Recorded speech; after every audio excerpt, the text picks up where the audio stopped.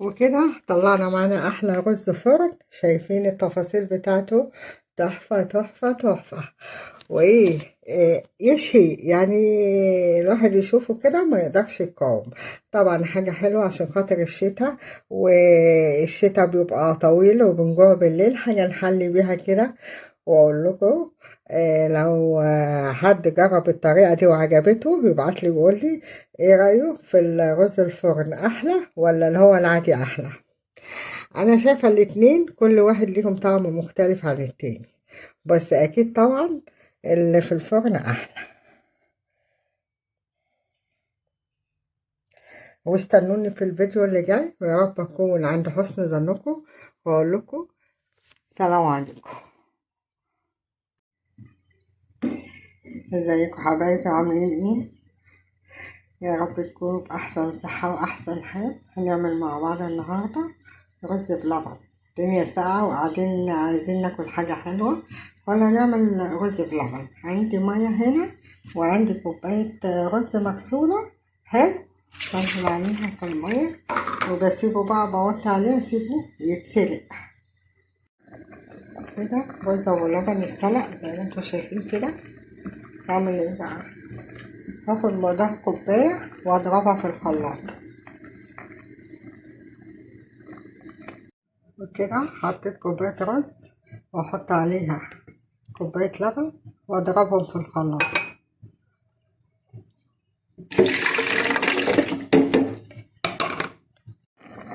كده. ضربتهم في الخلاط، هنزل عليهم مع الرز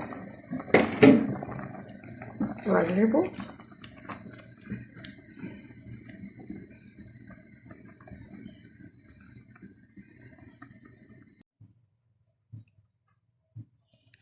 كده. بقى معايا كوباية لبن، كوباية إلا حاجة بسيطة. هنزل عليها بمعلقة كبيرة حرامية كده كريم شانتيه، وهنزل عليها بمعلقة ونص نشا،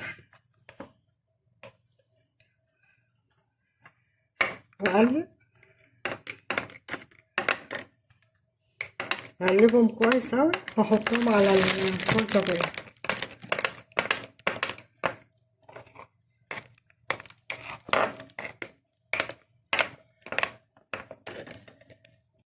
كده. بقى أحط الكوباية بتاعت النشا والكريم شانتيه وأقلب،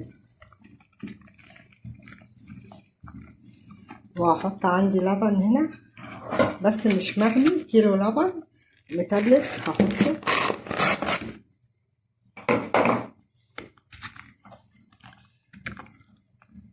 يبقى أنا حطيت كده بتاع كيلو ونص لبن، كيلو وكوبايتين.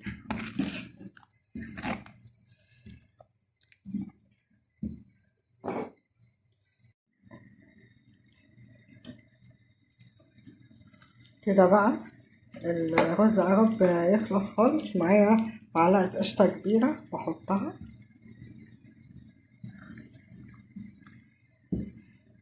ومعايا كوباية سكر واحطها برضه.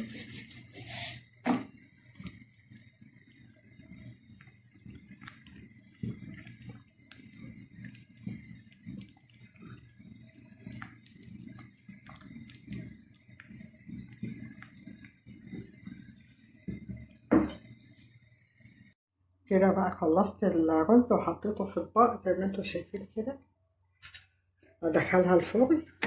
شايفين شكله عامل ازاي؟ ما شاء الله كريمي وتحفة. نروح بقى نحطه في الفرن وارجع لكم تاني. وكده طلعنا معانا احلى رز في الفرن. طواجن زي ما انتوا شايفين كده، تحفة وطعمه تحفة.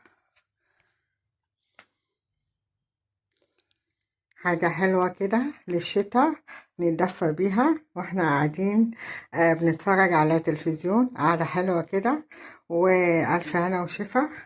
ولو عايزين تشوفوا الفيديو وعجبكم ارجعوا للقناة، واقول لكم باي باي.